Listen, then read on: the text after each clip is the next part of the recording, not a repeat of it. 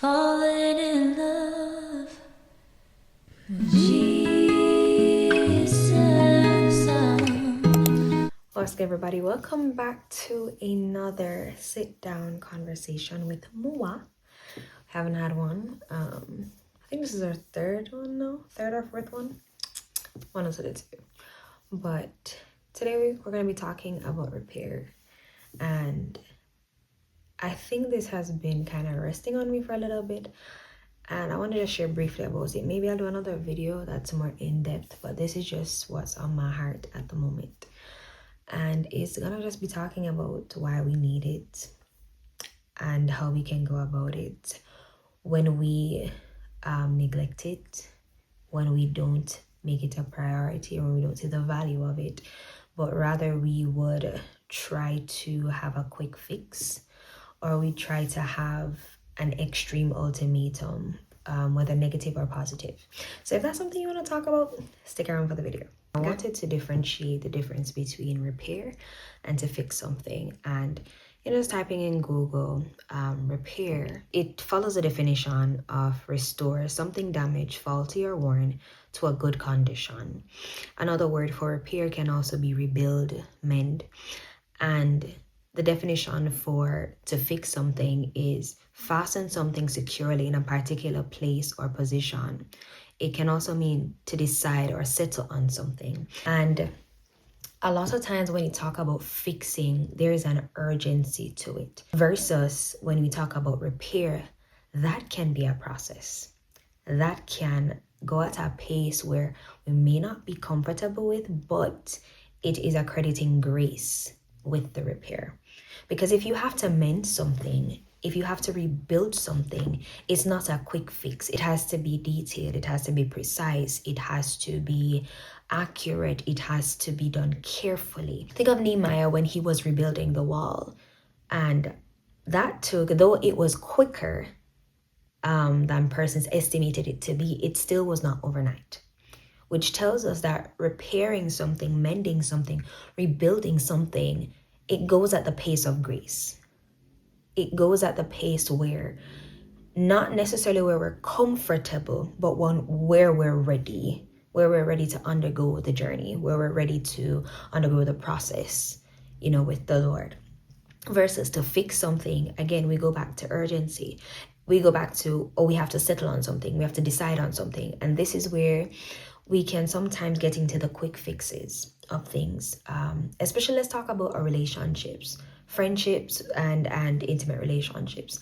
A lot of times we can want a quick fix to something because we're uncomfortable. I'll share an example. There are a lot of friendships where persons are not necessarily meeting each other's expectation because they refuse to have a hard conversation. They refuse to address the problems that are foundational, or the problems that just came up as they evolved and as they grew, but they don't want to hurt each other's feelings, or they don't want to seem as though, for some person it might seem as though that they're better. For some persons, they don't know if they can handle a harsh conversation. However, we've talked about, it's not what you say, but how you say it. So sometimes it's not for us to avoid the hard conversation, but know how to speak to the person that we're having the hard conversation with. Know who they are, know how they receive a message, know how they process it.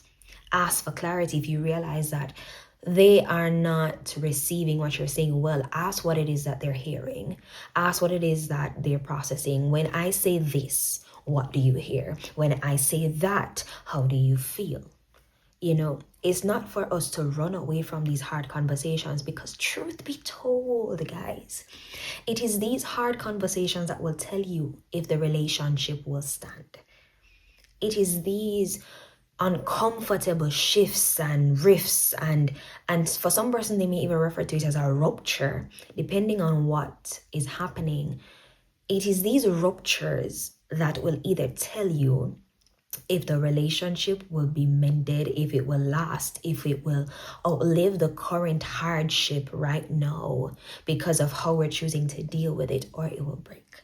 And a lot of people will choose walking away from something good, something valuable, than fighting for it, than walking it out with the person. But we have to be able to understand what needs repairing, what needs to be walked away from, and what can handle a quick fix. Like if we just need a resolution, if we just need a solution for the moment, then sure. It's so to fix something, we can think about like a hole in the wall. Like it has not touched anything structural. It's just literally like a minor hole in the wall, from probably a screw from a painting, and now we're removing the screw because we don't want the painting there anymore. And all we do is fill up the hole, paint it over, we're good. That's a fix. We decided on fixing it by doing that way, and it will hold its place and position.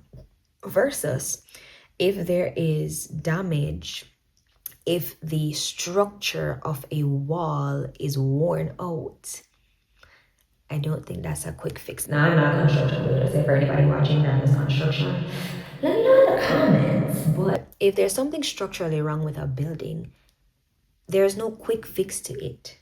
Like you have to address the root cause. You have to address what is worn out, faulty, damaged. The goal is not to build on the faulty structure. The goal is to get it back in good condition. The goal is to mend whatever is broken. And as briefly reading, and it brought up the scripture like he binds up our wounds, he heals our hearts and binds up our wounds and stuff.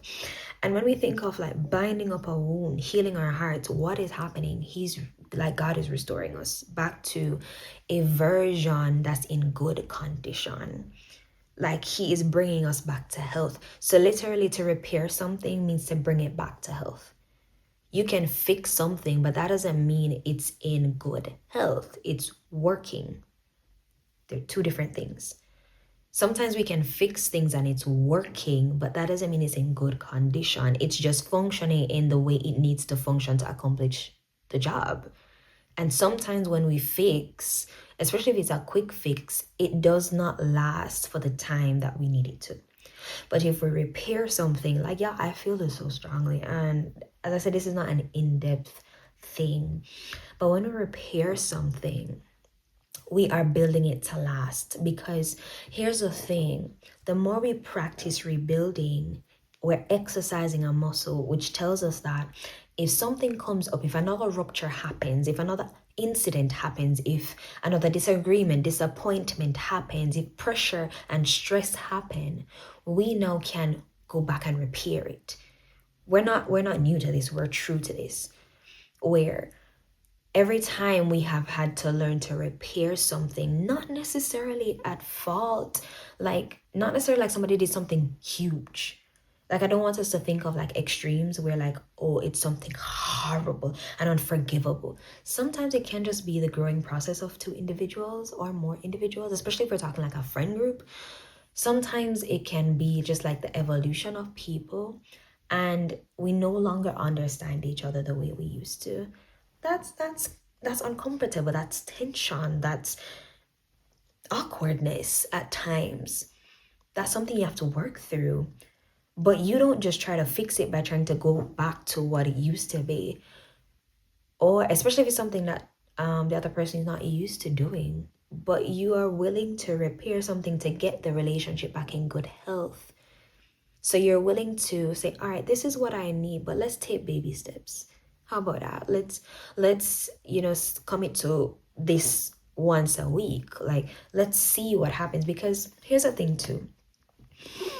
We also have to, I'm not telling you to be ignorant of people's patterns and cycles and belief systems that people will show you. However, don't be so blinded by the damage, the faultiness, the worn out situation, circumstance, that you failed, or that we fail to see that there's still some effort. And maybe somebody might be unclear on how to repair something, but they might be having the willingness to repair it. So again, for me, repairing just feels like you're going at the pace of grace because you're going to have to. Some persons are quicker to catch on for sure, and other persons not so much. But the willingness to repair something also tells you how much you value it. Like, if you're not willing to repair at all, if you're not willing to rebuild, then I would beg to ask the question, what value was it to you? One. And two, I guess I'd ask, like, how ready are we as a people to handle tough conversations, to handle tensions and ruptures in the relationships that we encounter and the people that we encounter? Because we're dealing with humans, we're going to experience a rupture, we're going to experience hard times, we're going to experience hard moments. But are we able to give people grace and to give ourselves grace? Are we able to learn the capacities of who we're talking to and understand that, all right, in order to repair, I'm going to have to allow them to go through their process and allow them to be stretched, to be healed, to walk it out, but I'm right there with them.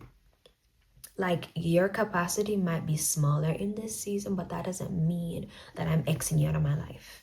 That doesn't mean that I don't include you in the things that I do, but it does mean that I'm willing to mend whatever was worn down. And I don't know why I keep leaning to worn down and damage, because sometimes I think we can miss the fact that some of us are just tired.